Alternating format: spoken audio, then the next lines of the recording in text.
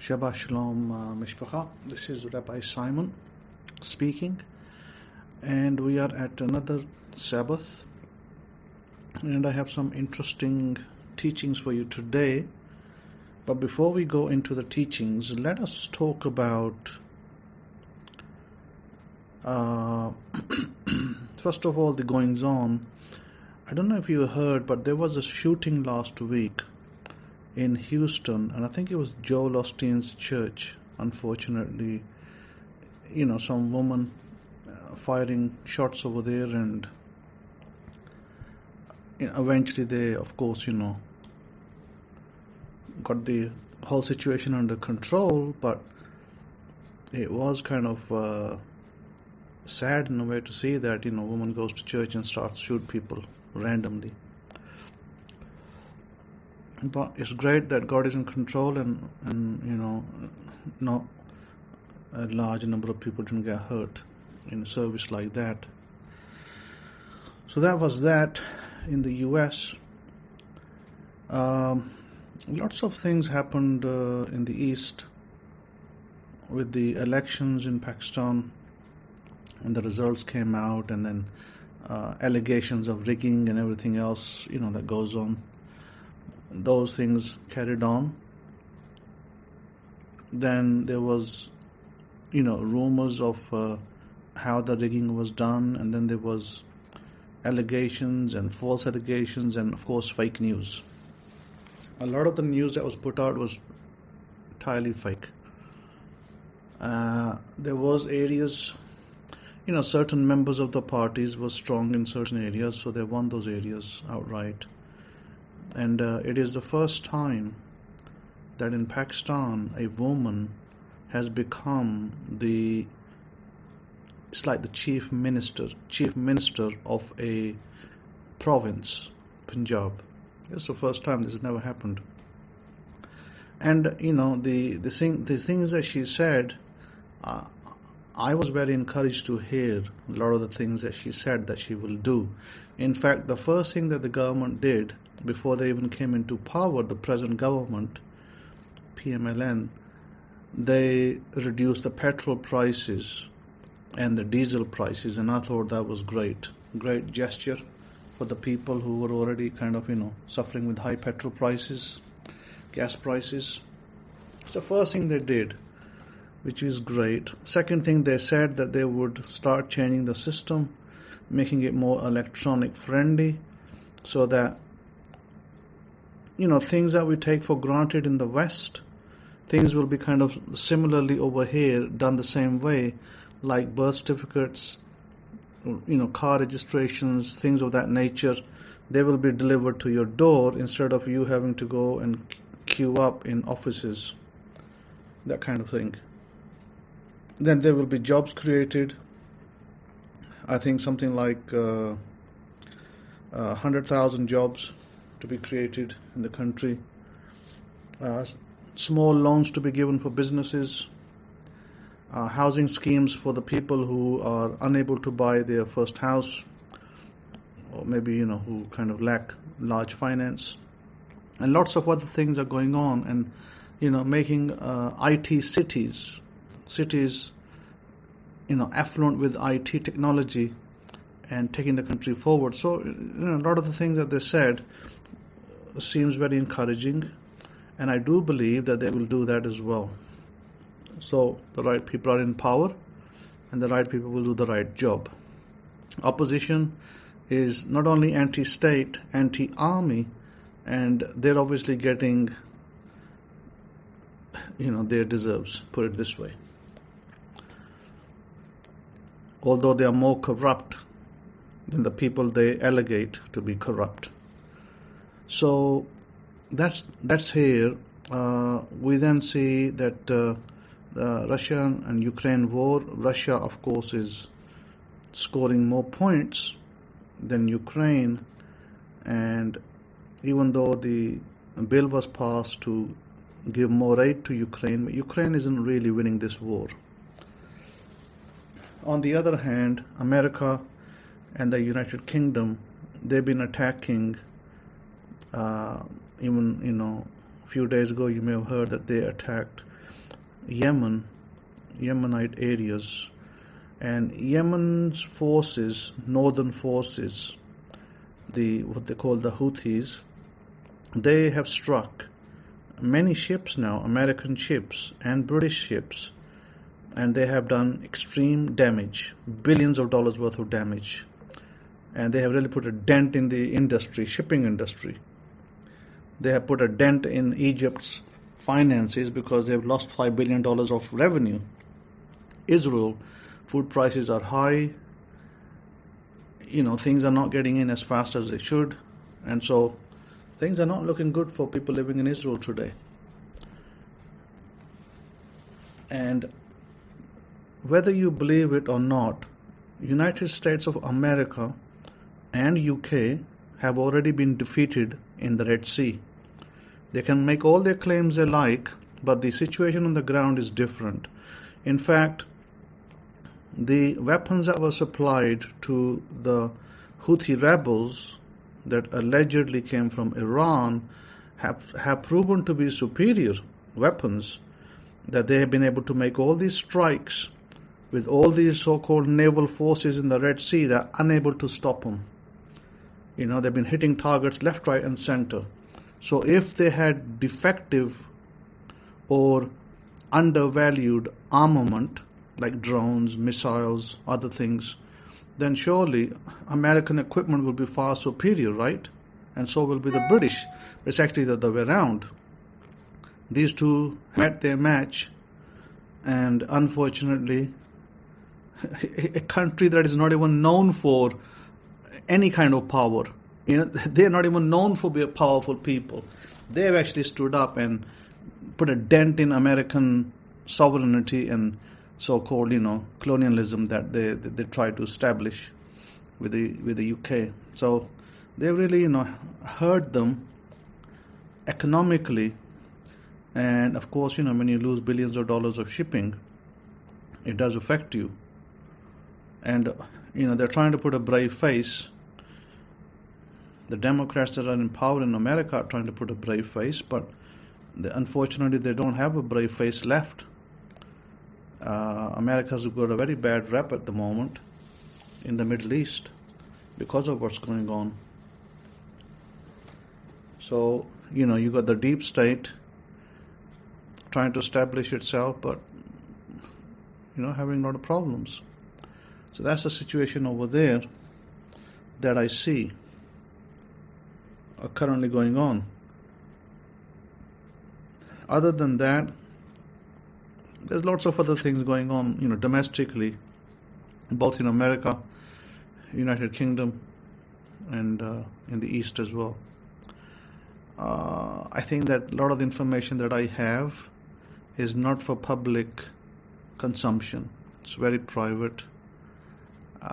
It's information that came from high officials through, friends, family, friends and others. And I'm not at liberty to reveal that kind of information.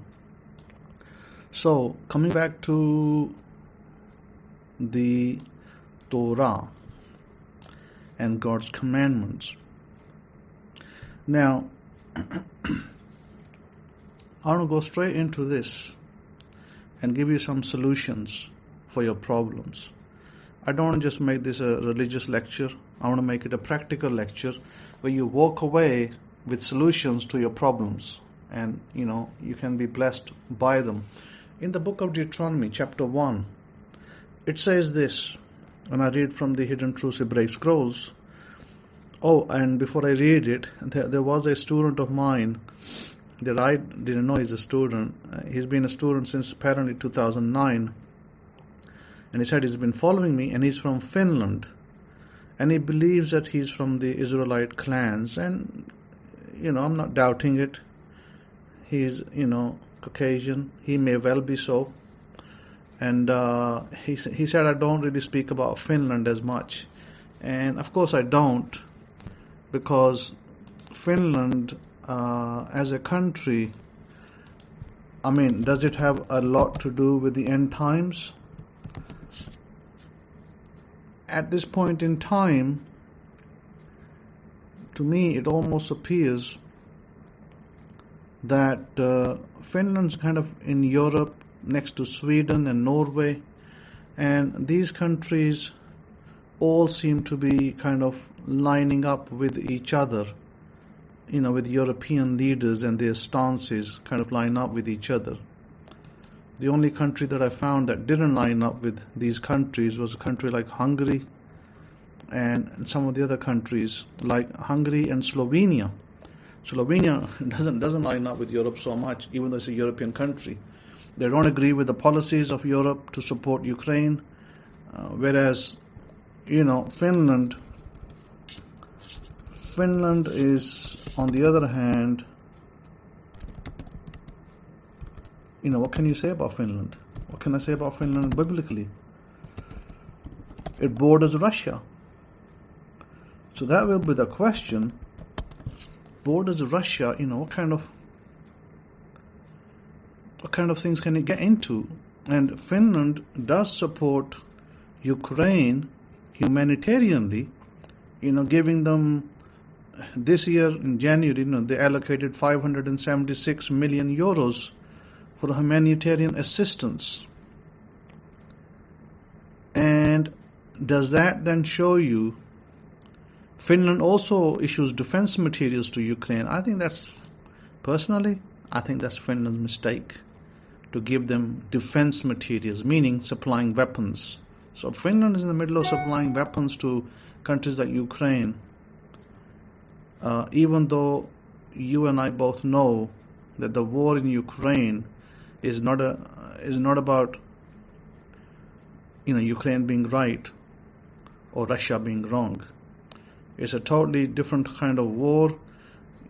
Ukraine was used, the grounds of Ukraine, or the land of Ukraine was used for biological testing of biological materials, with labs, with money that was coming in from Europe, America. They were producing biological organisms, maybe to produce diseases, and maybe to use it to promote war, killing, like a killing machine, kill people. That's what Ukraine was being used for. So if Finland is going to stand up and support Ukraine, what do you think I'm going to say about Finland? Finland, no, you're wrong. You will be punished for that. So you got to take the right stance. Even if you're neighboring Ukraine, but you're neighboring Russia. Shouldn't you be creating better relations with Russia? And again, it's difficult to say. That's why I don't really speak about Finland so much. Their minister of Foreign Affairs, Alina Valtonen, if I can pronounce it right. She's made speeches. She's made speeches against corruption. Minister Tavio's made speeches against corruption. Partnerships and other things going on. Now, Finland's a nice country, mind you. It's a beautiful country, beautiful land. Nordic regions, beautiful people are beautiful as well. Land is beautiful, people are beautiful. Blue eyes, blonde hair, beautiful people. But a lot of the policies, unfortunately, are very centered, aligning with Europe, rather than weighing everything up and saying that what is right, how should we line ourselves up. I think in this regard, I would favor Slovenia. They have a much more comprehensive policy, how to deal with affairs. So, yeah, we definitely have our people in Finland. I have no doubt about that. But I don't actually agree with everything Finland does. That's why I don't speak about it. And even though Finland thinks it can supply weapons to Ukraine, but Ukraine's weapons are going to be destroyed. So Finland's wasting its money, taxpayers' money. It won't win. So that's about as much as I can say about Finland. The only two nations that I spoke about that are dominant in the end of days is the United Kingdom and USA. Those are the two dominant nations, and they are already out there in the Middle East. And you see that. And I wrote about those years ago, that they are the two dominant nations that will stick together. When everybody else in Europe will be scratching their head, should we go, should we not, should we go, should we not? And so that's like that. That's where they are. Now let's talk about blessings. Let's talk about debt. A lot of people today might be in debt, and they might worry necessarily that how they're going to pay that debt off. Maybe some people have lost their jobs because of the downturn in America, because of the high interest rates, causing companies to shed workers, maybe because they have, big bills to foot. And I always say this, and I like to remind you that you make your own economy. Yes, you, the individual, make your own economy. But if you're going to rely on the government of America to make your economy, then you're going to be at logger's end, because you're depending on somebody else. But then that's where you're going to get problems.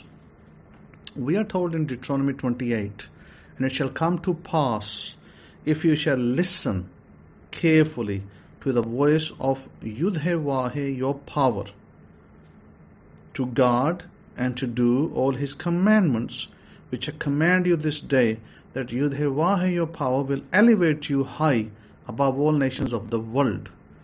And then God details in the Torah, the last book of the Torah, iterating the blessings that will come upon you. And the blessings are, it says blessings will overtake you.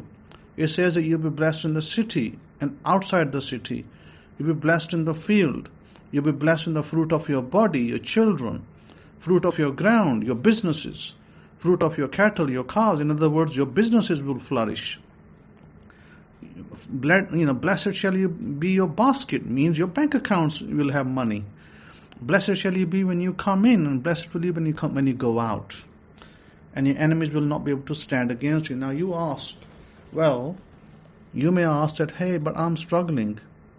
I'm having problems paying my bills. So what am I doing wrong? Well, I'm not going to tell you like pastors that you're doing something wrong, you're not praying hard enough, and then God is not blessing you. No, you're doing nothing wrong. In fact, you're only doing one thing wrong.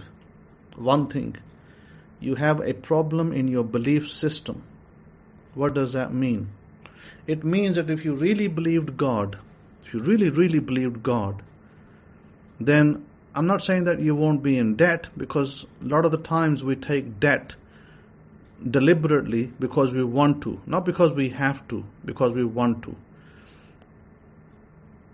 And so therefore, a lot of the times we're in debt because of our own personal mistakes, faults, not because God put us in debt.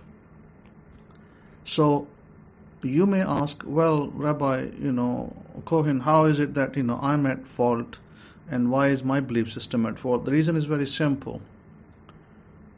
When you are in debt, when you actually become a borrower and not a lender, you're going to have to ask the question, why are you a borrower? And shouldn't you be asking that question to the Father in heaven? Shouldn't you be saying to him that, why have you made me a borrower and not a lender?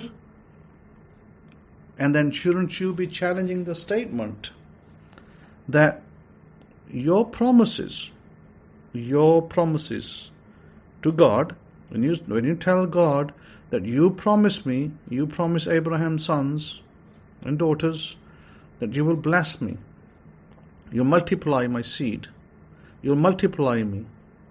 So why am I in debt? Should I not be a lender instead of a borrower?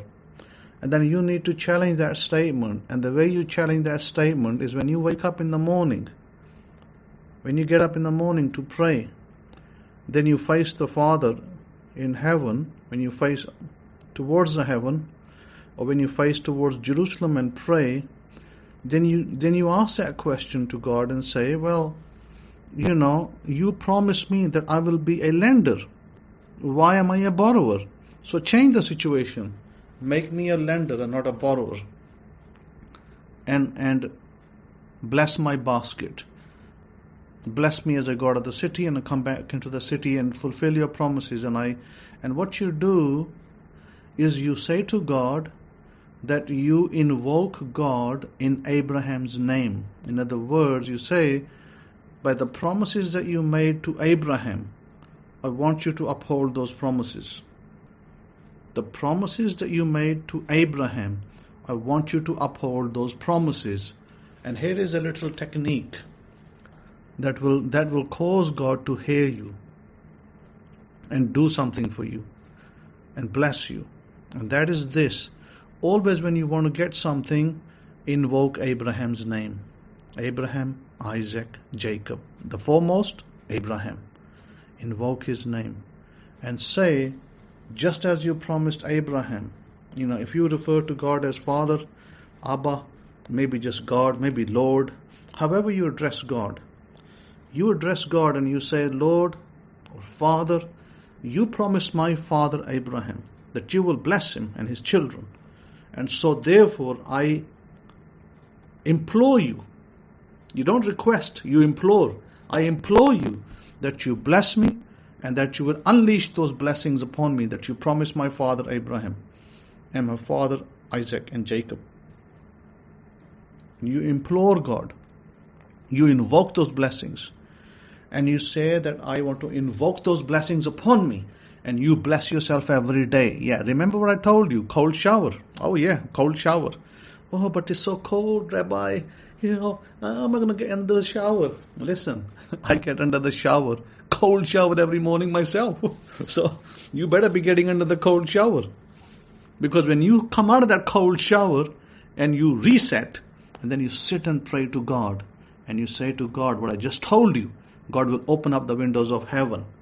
He will remember the promises He made to Abraham, and He will bless you. Because that's the problem of your belief system. Your belief system, the problem that your belief system has is this. You are frustrated. You lack belief. You get frustrated. You get angry quickly. You get annoyed at other people. And so all of those things, by the way, are negativities. Negativities lead to lack of blessings. They block your blessings. So start to remove the negativities. I want you every morning religiously to take your cold shower. I don't care how cold it is. You are living in, America or United Kingdom or France or Germany or Finland or somewhere else. You got heating. Hey, listen. Listen to me. I'm here in the cold weather, right? And I don't have a heater. And I still go take a cold shower. And you living in heated homes. And you're telling me that you can't take a cold shower? In which you just take a cold shower and you step back and you're warm. And I step back and I'm still cold. It's funny, isn't it? So no, you really got to take yourself seriously. Challenge your faith. Challenge your faith. You must challenge your faith.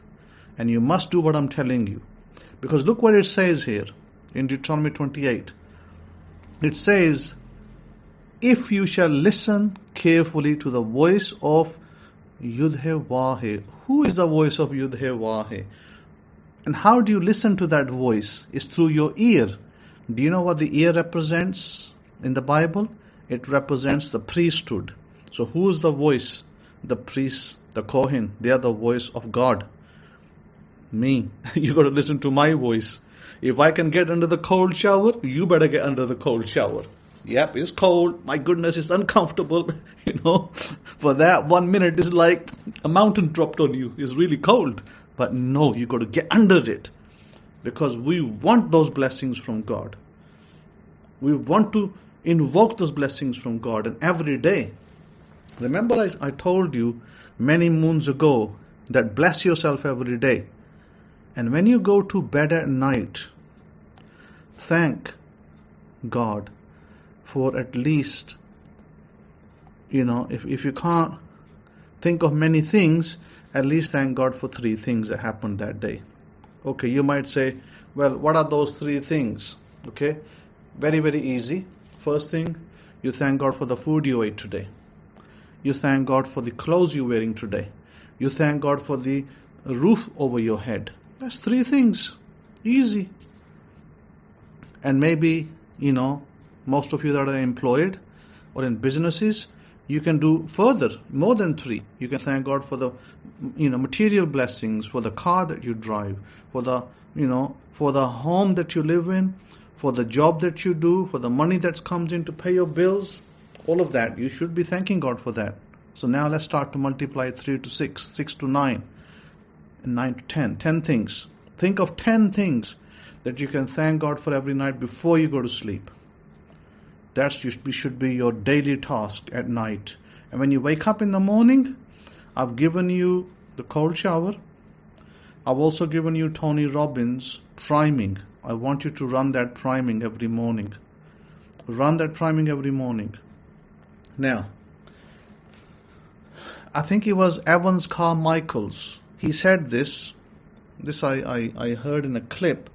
He said that if you're serious about your life, you want to write your goals on a sheet of paper, 10 goals on a sheet of paper, and then you read those goals and you look at those goals and you kind of like magically ask yourself, which goal sticks out to me and will change my life? And he goes, there will be a goal that will change your life. And he says, you pick that goal, you then write that goal on another piece of paper, and then you write below it what steps you're going to take to achieve that goal, and you run with it, and you will get that goal. That's according to Evans. I think Evans, as I don't remember his Carmichaels or something is his name. So that's what he said. Now listen to me. What he told you about the 10 goals, listen carefully. I've already done this. I didn't even know this guy from Jack, 20 years ago, 30 years ago even. And I was writing those goals just like that. 10 goals for every year. I was writing them and putting them on my wall. and I did that today. I wrote my 10 goals today and I put it on my wall. Right in front of my wall. It's right over there on a blank sheet of paper. And my wife came and she said, what is this? And my wife, she doesn't read fluent English. She only reads a few words. So she reads a few words and she says, I can only barely make the first sentence and don't know what the rest is. But she says, okay. I said, these are my goals. She says, okay. And so she goes away. So even I have done that. And Evans Carmichaels, if that is his name, he said that you write those goals in the present tense. And by the way, let me tell you something. I wrote those goals when I was 21 years of age. I wrote those goals in the future tense. Like I said, I will get my black BMW. I will get my 4-bedroom house. I will get my 4-bedroom house. I wrote them like that because there was nobody to guide me, nobody to tell me that you have to write them in the present tense, like I have a black BMW, like I have a 4-bedroom house. I didn't write it like that. But those things still came. It took its time, but they came. All of them came. But here is a technique that I will give you today, even more powerful, and it's edited. It's the edited version of, Evans Carmichael's, or however he pronounces his surname. What you do not have to write in the present tense. You don't have to write, I have, a car, or I have a house, or whatever you want to acquire. I have $50 million or $100 million. What you do is you make a list. You write 1 to 10. 1, 2, 3, 4, 5, 6, 7, 8, 9, 10. You make a list. First goal, I want to have an iPhone 15 Pro Max. First goal. I'm just giving example. Second goal, I want to get a, black BMW, argument's sake. Third goal, and whatever it is, and so on and so forth. You write your 10 goals as a list. You do not write it in the present tense and says, I have. You don't need to do that. Just list it. And you write the list, and the list could just read, iPhone 15 Pro Max, top of the range laptop. And then whatever else you need. $50 million. Number 3. Number 4, beautiful, healthy, lovely relationship with my wife, etc., etc. You get my drift? That's how you should write your goals. When you write them, you post them on the wall, and a lot of you are going to say, well, I don't want people to look at my goals and make fun of me. Don't forget about the people. Listen, I put my goals on the screen for everybody to see. I don't care what people think. It's what I want. So you can put your goals up. But like I said, you don't have to say, I have. You can just simply put it as a list. And nobody will know what that list is. Who's know what that list is? If you just wrote iPhone 15 Pro Max, top of the range laptop, well, what does that mean? It doesn't have no names against it. Only you know it, and only you have the understanding that it is for you. And your mind is very capable to understand that, and it will accept that. So every morning you wake up, and before you go to bed, you look at that sheet, you read those lists, and then you go to bed. Okay? Then you do the 10 things, be grateful for 10 things, and if you can't think of 10 things, be grateful for 3 things. And then you can go to sleep imagining what you want as a top priority goal, what you want. Imagine that, and then continue to go to bed, continue to go to sleep and imagine and fall asleep in your imagination. And if you're having a hard time imagining, then just hear in your ear the people congratulating you for that which you want. Getting congratulations in your ear from people, for maybe it's a car, maybe it's the sum of money, maybe it's a house, whatever it is. You do that, and you will do well. That's my suggestion, how you are going to acquire your goals. Okay, that's one sure method to get your goals. 1 second, my screensaver keeps going off. I'm going to have to change my time. I don't know why it keeps switching off. Screensaver time. My laptop keeps shutting down even though I got power. Screensaver. Oh yes, it sleeps too quick.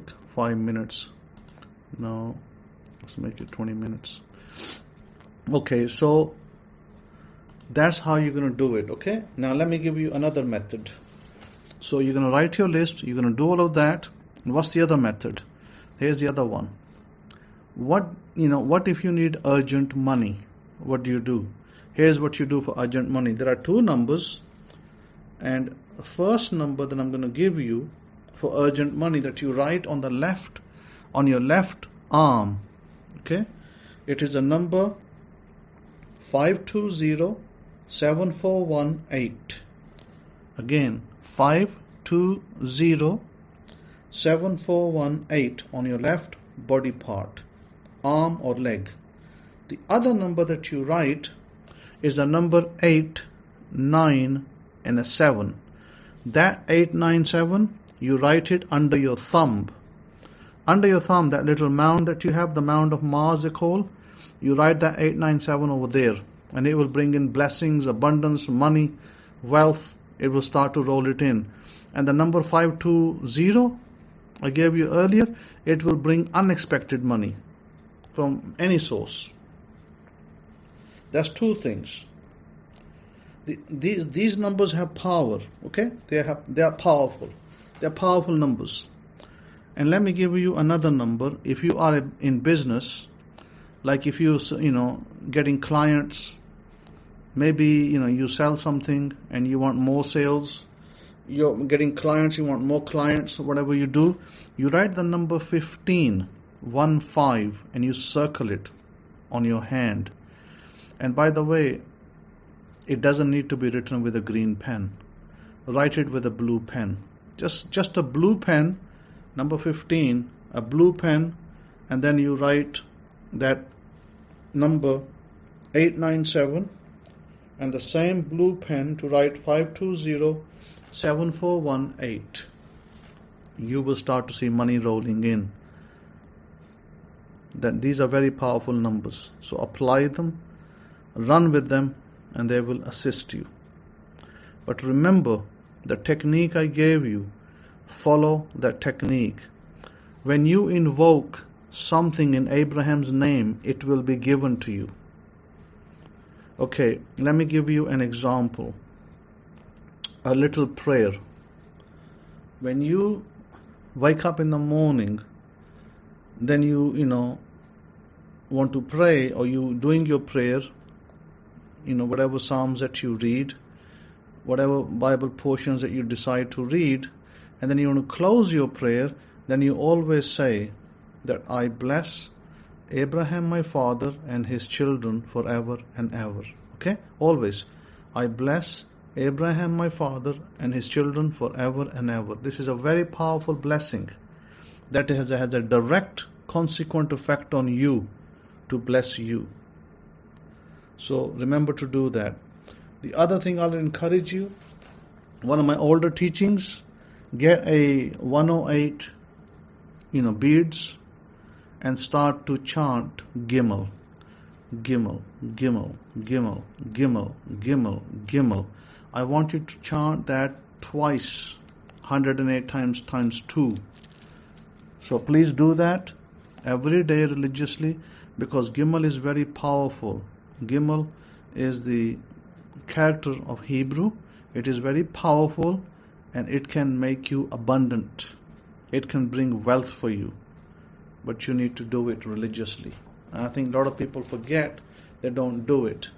They just do it for a little while, then they forget. And I did make recordings in the past with Hebrew sounds. I don't know if you listen to them, but I encourage you that while you're sitting down, maybe doing nothing, you listen to them. The worst thing that you can do, the worst thing that you do for yourself, is that you can browse through social media and other media, news, this, that, and the other.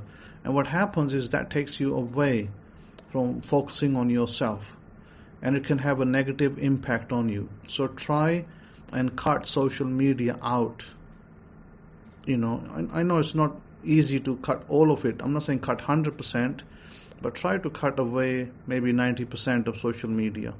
Give yourself me time, and then start to do the things I said. Go to Deuteronomy chapter 28. Read it every day.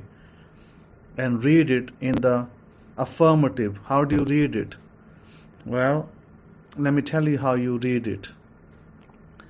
And when the Bible says, and all these blessings shall come on you and overtake you, if you shall listen carefully to the voice of Yahoshua your power. I put these in the hidden in the Abrahamic faith Siddur, or the Forever-Israel Siddur.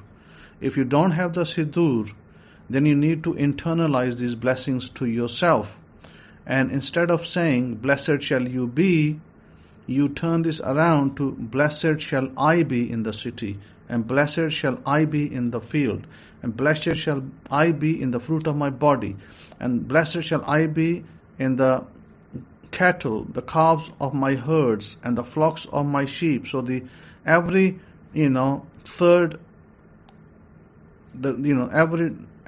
that says you or they, indirect references, you make it to yourself. Blessed shall I be in my basket and my store. Blessed shall I be when I come in, and blessed shall I be when I go out. And Yahoshua shall cause my enemies that rise up against me to be struck down before me. They shall come against me one way and flee before me 7 ways. And I shall be a lender, and I shall not be a borrower. Or you can say it, don't even use the term borrower, just say, and I shall be a lender, and I shall be abundant. So you add some positive affirmations in there like that. And if you do that, this is how you should be reading Deuteronomy 28, direct to yourself. Yahoshua shall command the blessing upon me in my storehouses, and in all that I set my hand upon. He will bless my land, which Yahoshua, my power, has given me. And Yahoshua will establish me as a holy people to himself, that he has sworn to my forefathers. And that's, you stop there. And where it says in verse 11, like it says, and Yahoshua shall make you plenteous, how do you read it? And Yud-Heh-Vah-Heh shall make me plenteous in goods, in the fruit of my body, in the fruit of my cattle, in the fruit of my ground, in the land which he swore to my forefathers. Now, you may find it hard first time to read it to you like that. So write it down. Take all these blessings out and turn them around to yourself. Like if you don't have the Siddur, turn them around to yourself. Internalize them to be you, not the third participle. Now you do it directly to yourself. Like, blessed shall I be.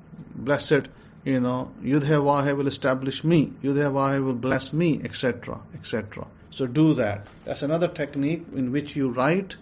You take these verses out, you write them on a copy paper, and maybe you put that copy paper also on the wall. And you read that every day. That you should be reading after you have your shower, your cold shower. So first thing you come and read. And you bless yourself, okay? Do that. And that will tremendously change your life. If you follow through with what I tell you, it will totally change your life. Now, I think this is sufficient for me to guide you into what to do, okay? But there's more. I wanted to illustrate the point because a lot of the times what happens is that we, trying to understand different things from the scriptures, from the Bible, but sometimes we struggle because, of where we are and how we are and things like that. So I like to help you with that. And give me a second. Let me pull up some verses. 1 second. Okay, I'm gonna take you to the verses of the New Testament, to Jesus. And the reason why I want to read them, because I want to read them in the correct context that Yeshua, Jesus, spoke, so that you may understand what was going on. And I want to talk about building your house on the rock. In Matthew chapter 7, verse 24, it goes, "Everyone then who hears these words of mine and does them will be like a wise man who built his house on the rock. And the rain fell, and the floods came, and the winds blew and beat on that house, but it did not fall, because it had been founded on the rock. And everyone who hears these words of mine and does not do them will be like a foolish man who built his house on the sand. And the rain fell, and the floods came, and the winds blew and beat against the house, and it fell, and great was the fall of it." What does that actually mean? Is it talking about a house? No, it's not talking about a house. What is it talking about? Let's look into it. Let's look into it mystically.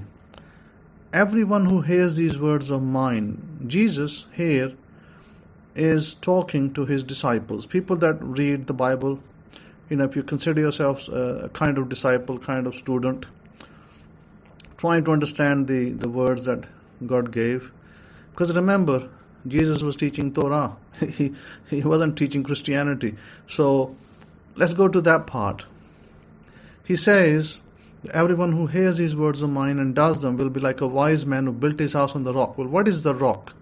Christians will tell you that the rock is Jesus, and I tell you no, the rock is not Jesus. The rock, and then they will say, no, the rock is Peter, because he said, "Oh, Peter, I built this church on the rock." No, the rock is not Peter either. Peter is long gone. He died, he passed on, and I don't know how many times he's been reincarnated already. So it's definitely not Peter either. So who is it? The rock, the one who built his house on the rock. Okay? What is the rock? The rock is your intention. The rock is your desire, is what you want. So what is the rain? The rain fell, and the floods came, and the winds blew and beat on that house. But it did not fall because it had been founded on the rock. Well, what do you mean founded on the rock? What it means is your principal intention. You have a principal intention. You write it down. Maybe you say that I want a car. Or maybe you say I want a 3-bedroom house. Or maybe you say I want $5 million. And what is the rain? The rain, have you ever heard the rain that's falling on your roof? In America, when rain falls on the roof, because metal roofs, most of the houses, not tile. There are tiled roofs as well, but when the rain falls, it goes tup tup tup tup tup tup. tup. You hear these noises when the rain falls. And also, when the floods come, it just washes you away. And when the winds come, you hear, these things rattling. So the rain is an allegorical, symbolic example of people. Which people? And the rains fell on what? You established a principal desire. That's a rock. You decided that I want to have, $5 million, or maybe I want to have certain car. And the rain, somehow, some way, people or whoever, maybe your relatives, maybe your friends, maybe other people that got to hear that, hey, Janet over there wants to buy a 5-bedroom house, and they start to gossip on her, and they start to tell everybody, hey, do you know that Janet, that girl who's doing the 9 to 5 job, she wants to get a 5-bedroom house. And look at her, she can't afford a 5-bedroom house. So they start to gossip on her. That's the rain. It's people. It's people talking against you. And so it goes around circle, and eventually it comes to you.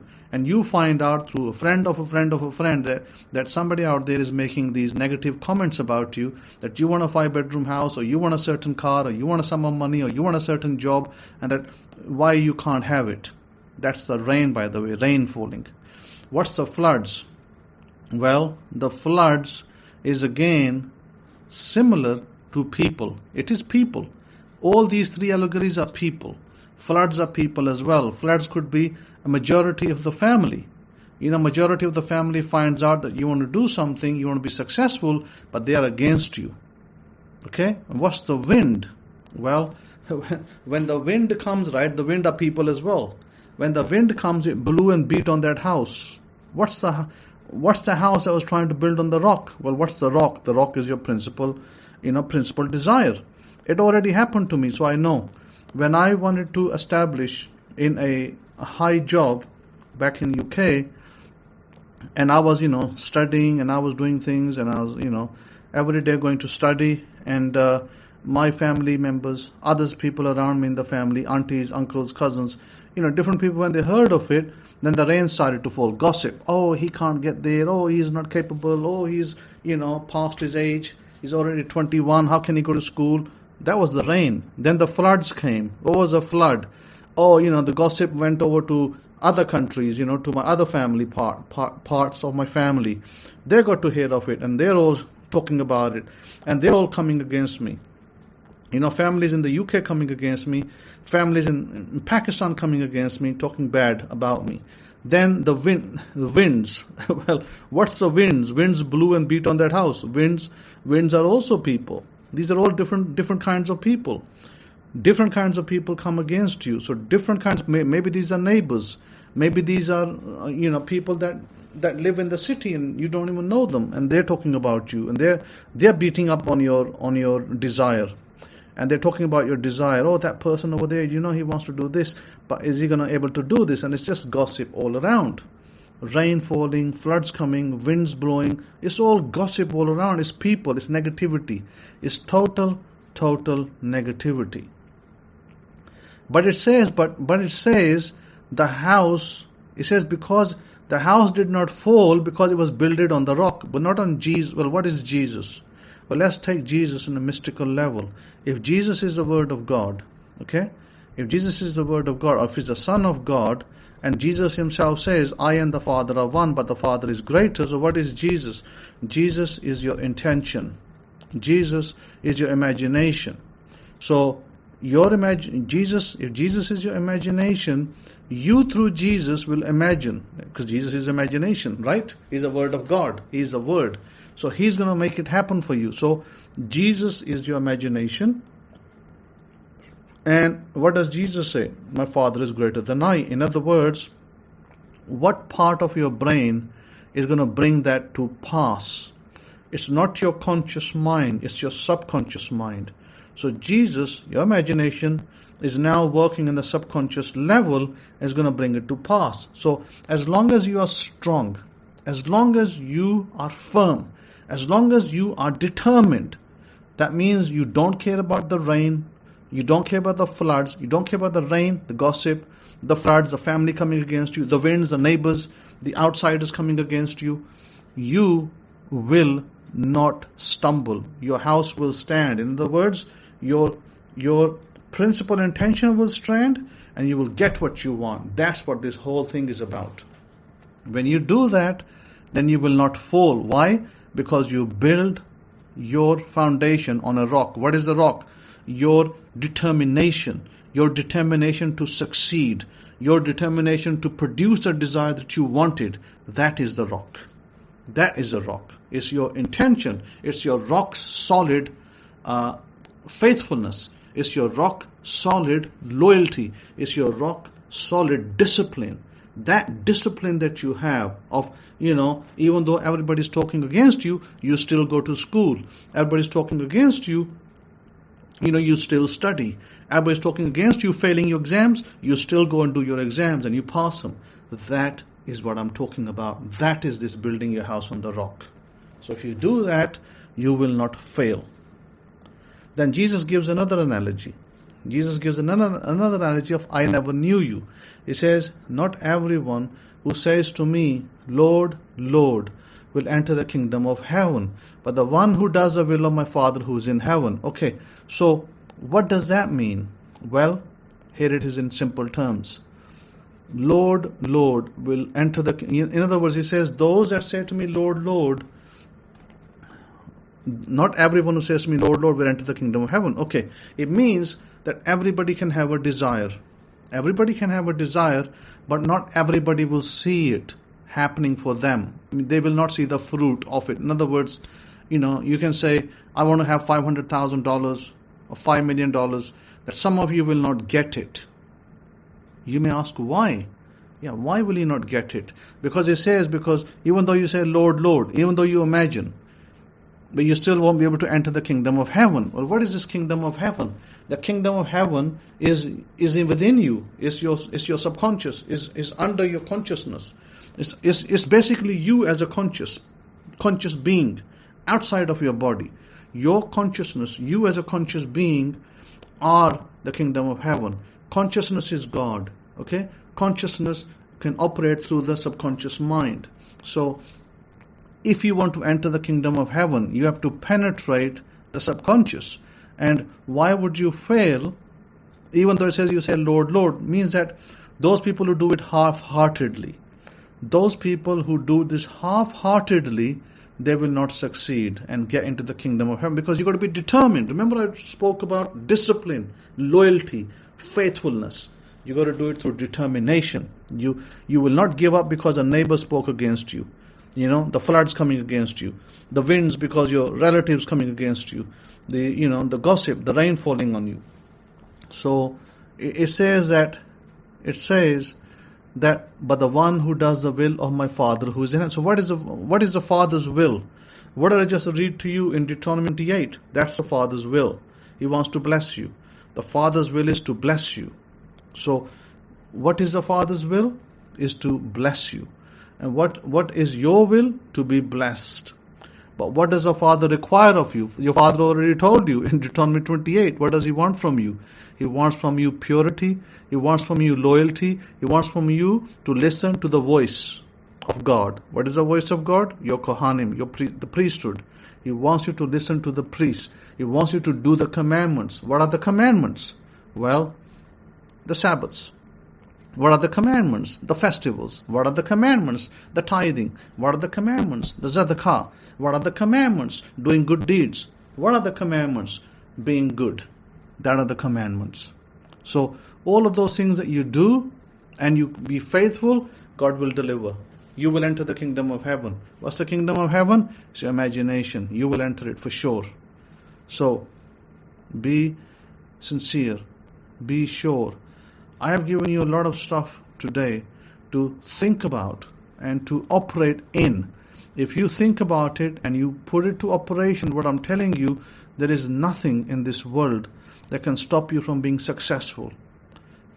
If you listen to me, and if you do what I told you, and did I I think we may have a problem, Houston. I think I've been speaking to myself all this time.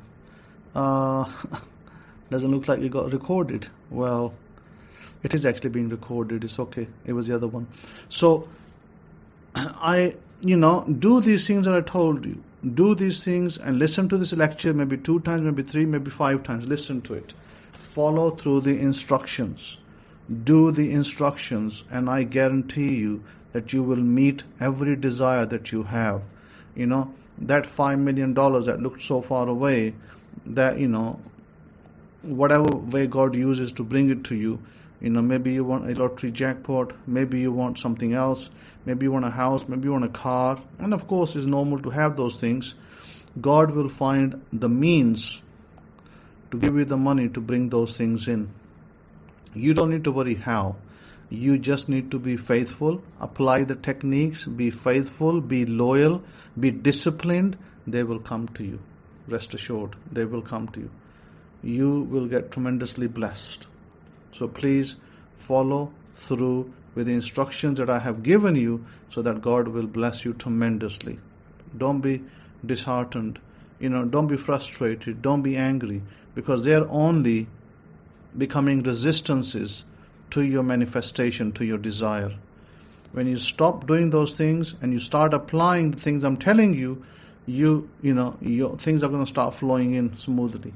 You're going to get your job, your 100,000 plus job, you're going to get it. You're going to get your car, you're going to get your house, you're going to get your money, you're going to get your business, but you've got to start to do what I'm telling you. Start to do it. Think about the things, the mistakes that you've been making. Start to rectify, start to operate in power. And remember what I told you about our father Abraham. Bless the father Abraham every day. I bless my father Abraham and his children forever and ever. Amen to that. So thank you for listening. Have a wonderful Sabbath, wonderful week ahead. Until next time, Shabbat Shalom and Shalom Shalom to you.